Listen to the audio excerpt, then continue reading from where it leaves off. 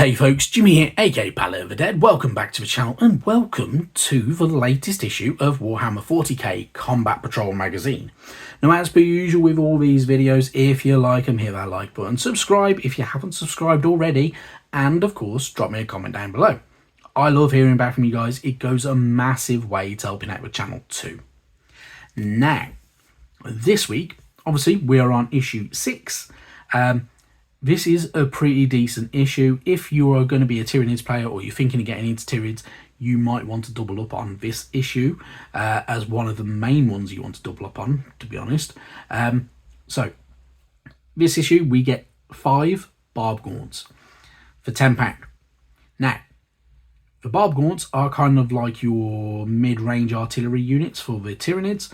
They fire projectiles from the kind of parasitic creature that has grafted onto them, and yeah, they're pretty cool, they're pretty nifty.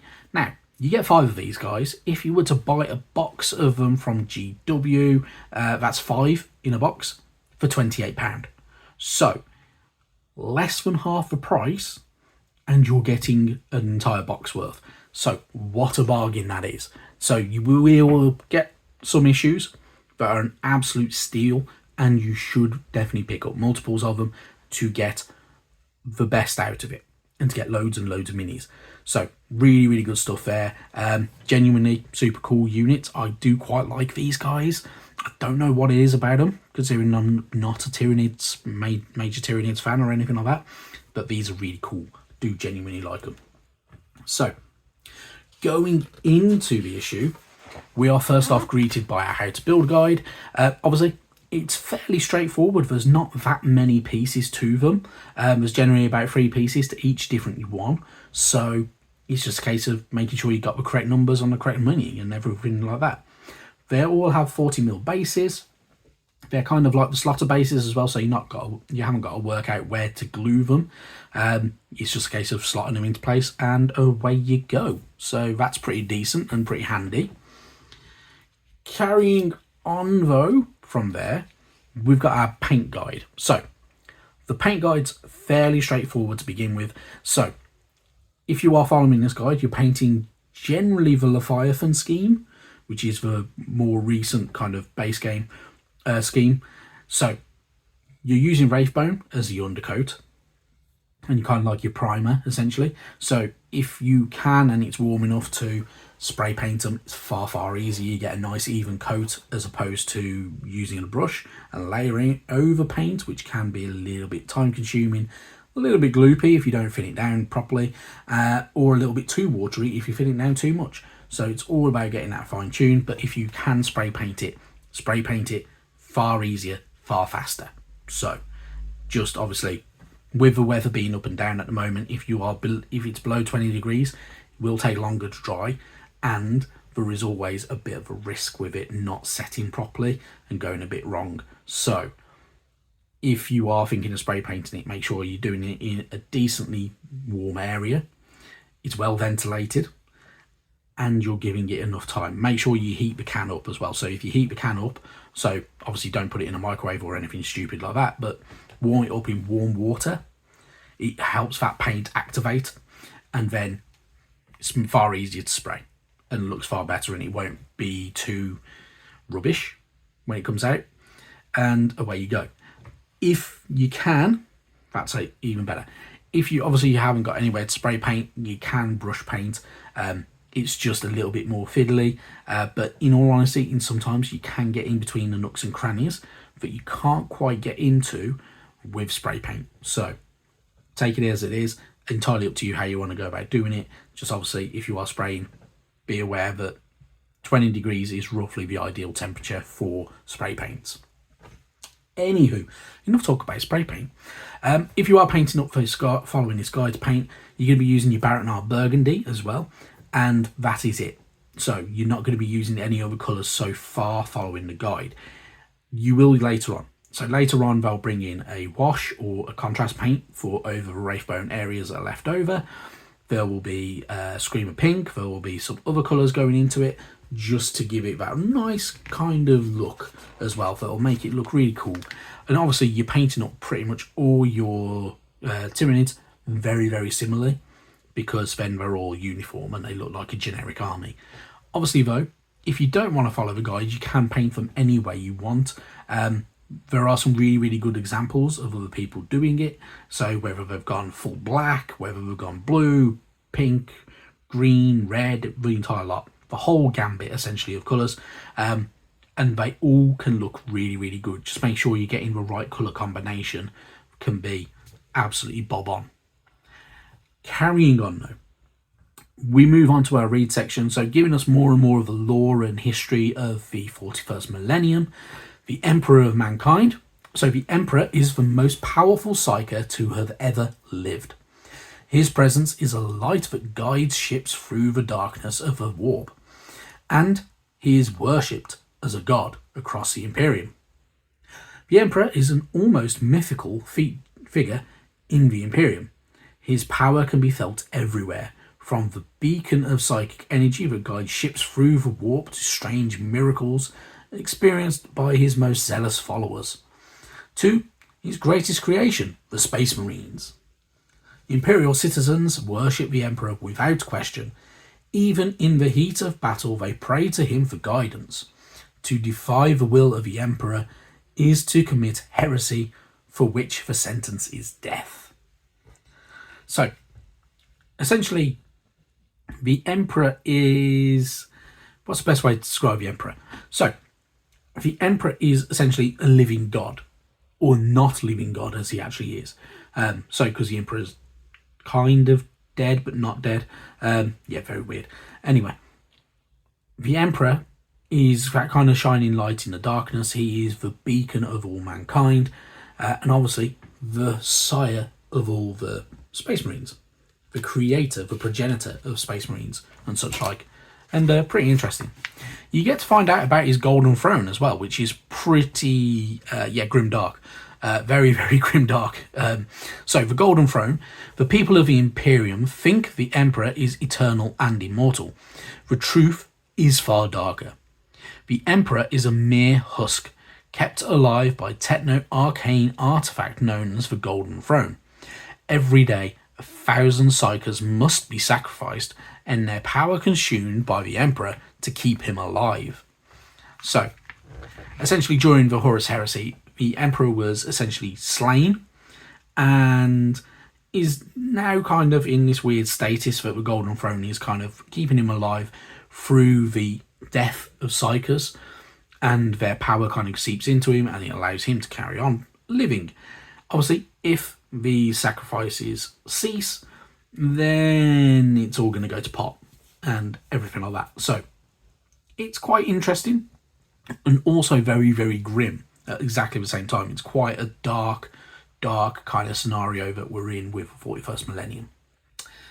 Moving on though, we get more information about the other bits of the 41st millennium, and especially the Tyranids. So Hive Fleets, these are terrors of the stars. So the Hive Fleets are pretty cool. So there is no known Tyranid homeworld, only vast predatory fleets of biological warships that reach into the galaxy like the tendrils of a great kraken. These are the Hive Fleets, the spearheads of the Tyranid invasion. Each Hive Fleet consists of countless biological warships, each a vast living organism that is capable of travelling the inhospitable void of space. The Hive Fleets are highly adaptable, and each has developed its own unique biological weapons and specialised ways of waging war. So, the Tyranid Hive Fleets, there are many different ones. So some of them utilise more toxins that can kill enemies, some of them use more physical kind of prowess, so they use a lot more physical and melee based, some of them use more range. They all develop in different ways, and they all kind of flow in, which is a bit creepy and a bit weird. So think of them kind of like, if you like Halo for instance, they are essentially the Flood from Halo, or if you like Starship Troopers, they are the bugs from Starship Troopers. That is kind of their way of working. So they are a living weapon that is kind of out there to devour, but they're not travelling from one place. They travel from world to world to devour and devour and devour. So, and they mutate along the way. with their gene stealers and such like. So they are quite weird, they are quite creepy, and it's such a bizarre way of doing it, but they are really, really cool. Now, you get a few different colour schemes on here. So you get in Leviathan, which is the main colour scheme that we'll see mostly through this magazine. There is Behemoth, which is a red and kind of a darker carapace. And then there is Kraken, which is kind of creamy, but red on top. So it's up to you how you want to go out doing it. You can create your own hive fleet if you wanted to as well. There are many, many different ways of doing it. There is no set way with any Warhammer of painting. You paint it how you want to paint it. That is the main thing with it, which makes it so unique and such a cool hobby to be in if you're into it. But yeah, really, really good stuff. Moving on though, we get more reading, so we get more information about the Tyranids. So we get information to do with the First Tyrannic War. So for millennia, the Imperium was beset on all sides. It was thought that humanity's fate could grow no darker. The First Tyrannic War proved this to be untrue. It was here that the Imperium first encountered the true scale of the Tyranid swarm in a conflict that saw the Ultramarines brought to the brink of destruction. So, the Tyranids have been a mysterious and deadly opponent since their very first contact with the Imperium at the Battle of Tyranid. Striking from seemingly nowhere, the first Tyranid invasion fleets tore through Imperial space unhindered, leaving barren, broken worlds in their wake. So, if you want to read a bit more about this, it gives you some really, really good history based on the Space Marines versus the Tyranids. The Tyranids and the Space Marines are two iconic factions within Warhammer 40k, and yeah, they're pretty damn cool. So, there's some really, really interesting stories along the way with this, so it's definitely worth having a good read through. You also get information about the Battle for Macragge, and also behold the Swarm Lords. So Swarm Lords are big, kind of blade-wielding Tyranids that are very, very vicious. And if you played Space Marine 2, you've seen a few of these guys around. They're pretty damn cool, I must admit. And pretty tough as well. I do quite like them, they're really good. So, and quite interesting and quite a challenge to beat, which is really good in that game. Anyway, moving on. We get our collect page for the Barb Gaunts, so obviously you get to give them their unit name as well as per usual. Entirely up to you. You get to give them their background as well. It's your choice how you want to go about doing it. But, you know, it's pretty cool. Makes it more unique and makes it your game, your minis. That's the main thing. You also get a data sheet, which obviously we already have data cards for them, so you can use the data cards over the data sheet. Entirely up to you. Your choice. Then we move on, we have our play section. So, live fire operation. So, this is going to pit some Space Marines, so our Infernus Marines, against our Barb Gaunts. The Barb Gaunts are more ranged. They have a 24-inch range, which is pretty big and pretty cool. And, yeah, the Infernus Marines don't quite have that. So, really, really good stuff when I'm not trashing the place and hitting everything that's on my desk. But yeah, entirely up to you how you want to go about doing it. Have a good few goes at it, because you can play as either side. You can have a few goes at it and change how you want to go about doing it, and have a bit of fun. So try and get a couple of victories with both, so you understand how each plays, so you can find the perfect play style for you. So happy days there. And that's generally it. Obviously, we're going to move on to what's coming next week. So next week is part 1 of 2. So we get the 10 Termagants and Ripper Swarm in issues 7 and 8. They're really, really cool. I do genuinely like the Termagants. They're essentially weapon-wielding Tyranids. And you also get a Ripper Swarm as well, which is little weird things, which are quite fun. Obviously, if you want to go down the route of good old Tyranids, there are other ways to improve your army and build your army. You can use Hormagants and stuff like that as well, which are more melee based. So you can have range and you can have melee, and you can have essentially a massive swarm, which is really, really good and really fun. And exactly the way that Tyranids should be played. You should be playing with loads of minis for the Tyranids. That makes it more of a swarm and makes it more challenging for your opponent, even though Termagants and Hormagants are pretty squishy and will die pretty quick. But yeah, fun times. Now, before I go, obviously this video Still, I have a broken PC, so this video is still being all recorded and edited through my phone, so apologies for any kind of roughness to it. But with everything said, thank you very, very much for watching, and I will see you sometime soon. Bye-bye now.